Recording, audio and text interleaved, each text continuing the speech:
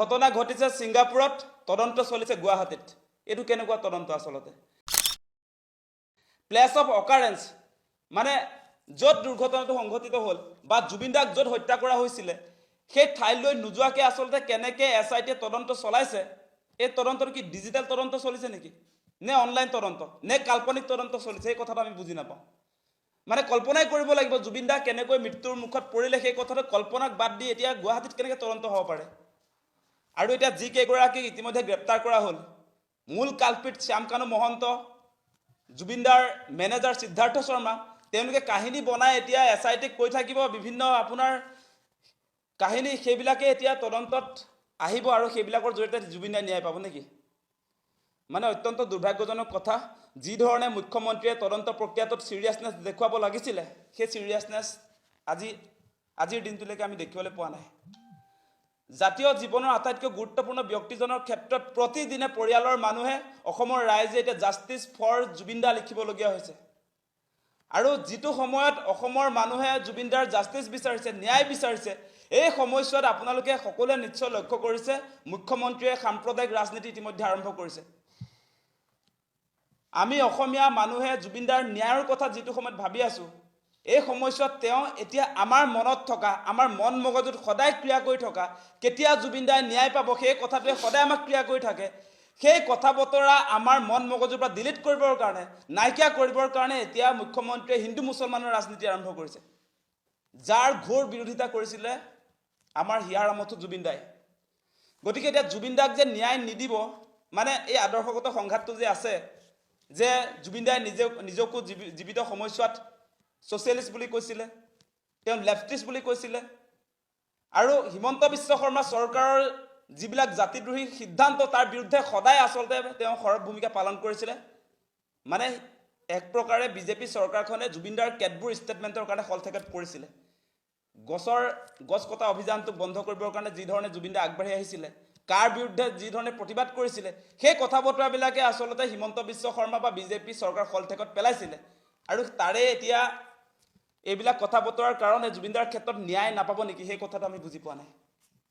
আজি অত্যন্ত দুৰ্ভাগ্যজনক কথা যে আমি আৰম্ভণিৰ দিনটোৰ পৰা দেখিলোঁ জুবিন দা যিদিনা জুবিন দাক এই অন্ত্যেষ্টিক্ৰিয়াৰ দিনটোৰ পাছত, তাৰ পাছত আমি দেখিছোঁ যেতিয়া পূজা আৰম্ভ হৈ গ'ল, সেই দিনটোৰ পৰাই মুখ্যমন্ত্ৰীয়ে আচলতে বিভিন্ন পূজা সমিতিত গৈ চেলফি লৈ বিভিন্ন হাঁহি খিকিন্দালি ফূৰ্তি তামাচা কৰি মানুহৰ মনৰ পৰা জুবিন দাৰ ন্যায়ৰ কথাটো আচলতে পাহৰাবৰ কাৰণে যত্ন কৰিছে।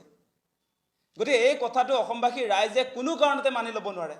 আজি আপোনালোকে নিশ্চয় দেখা পাইছে 3 সপ্তাহ পাৰ হৈ যোৱা নাই, এই সময়ছোৱাত মুখ্যমন্ত্ৰীয়ে এফালৰ পৰা হিতাধিকাৰীৰ আঁচনিবিলাক ঘোষণা কৰিছে। আজি লাখপতি বাইদেউৰ কাৰণে তেওঁ আপোনাৰ ধন দিয়া কাৰ্যসূচী আৰম্ভ কৰিছে।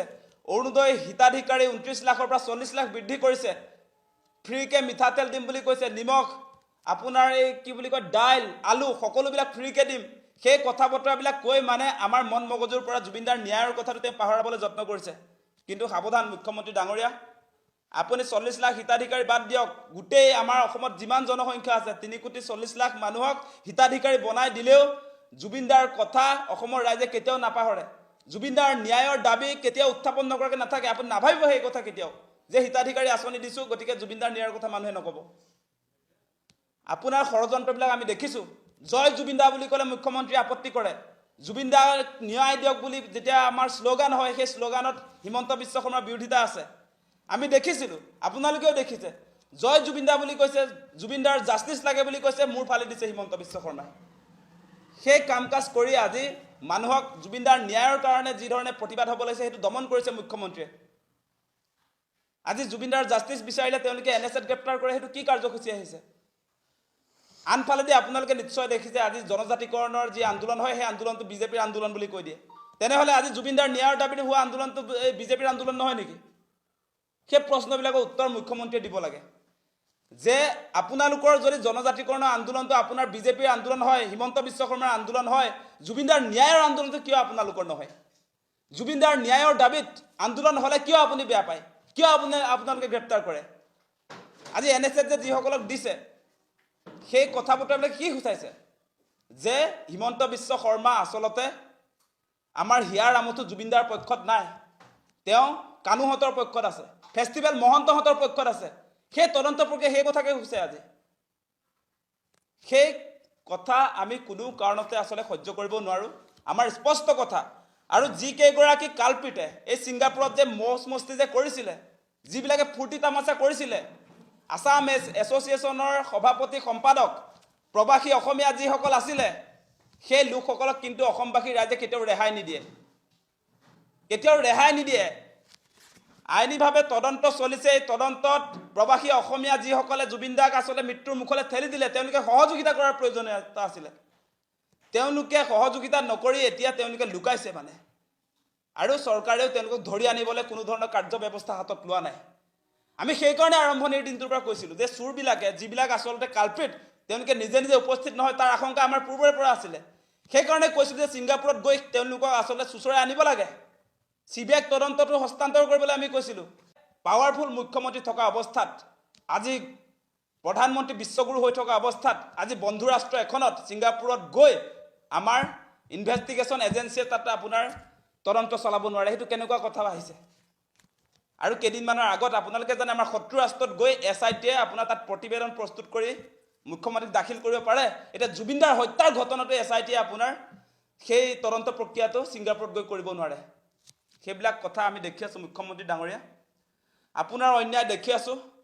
জুবিনদাৰ লগত আদৰ্শগত সংঘাত থাকিব পাৰে আপোনাৰ। আপুনি যেনেকৈ হিন্দুত্ববাদৰ ৰাজনীতি কৰে, জুবিনদাই সমাজবাদৰ ৰাজনীতি কৰে।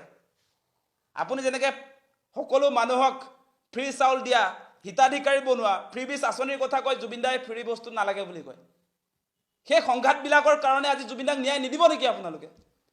আজি মুখ্যমন্ত্ৰীক সেই প্ৰশ্নটো উত্থাপন কৰিছোঁ যে আদৰ্শগত সংঘাতটো আছে কাৰণে জুবিনদাই ন্যায় নাপাব নেকি? আজি জুবিনদাৰ ক্ষেত্ৰত কোনো কাৰণতে আচলতে পলিটিক্স হোৱা উচিত নাছিল। আজি পলিটিক্স কৰিছে কোনে? হিমন্ত বিশ্ব শৰ্মাই নিজে। তাৰ পাছত ৰাইজক কৈ আছে যে বিৰোধীয়ে পলিটিক্স কৰিছে।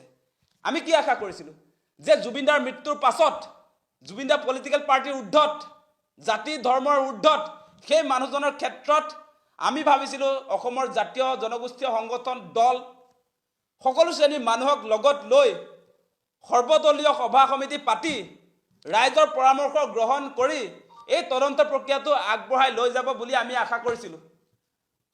দল সংগঠনৰ কথাটো বাদেই দিলোঁ, এতিয়া সৰ্বদলীয় বৈঠকো নাপাতে মুখ্যমন্ত্ৰীয়ে। সেইটো কেনেকুৱা কথা?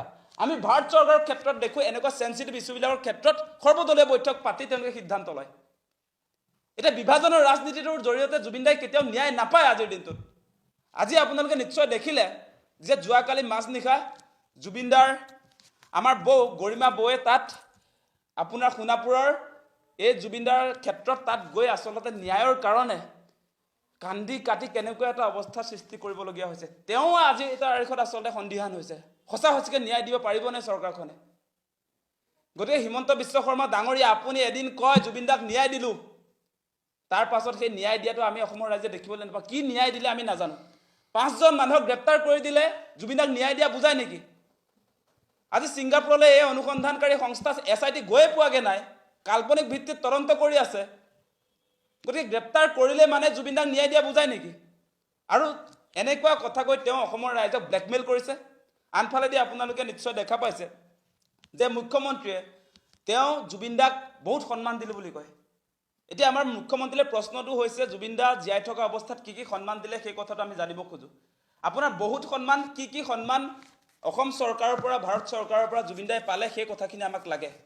মুখ্যমন্ত্ৰী যদি জুবিনদাৰ জীৱনৰ প্ৰতি ইমানে দায়বদ্ধ আছিলে, জুবিনদা এগৰাকী চিকিৎসাধীন ব্যক্তি, তেওঁৰ কাৰণে মেডিকেল ষ্টাফ আছিলে নে নাই?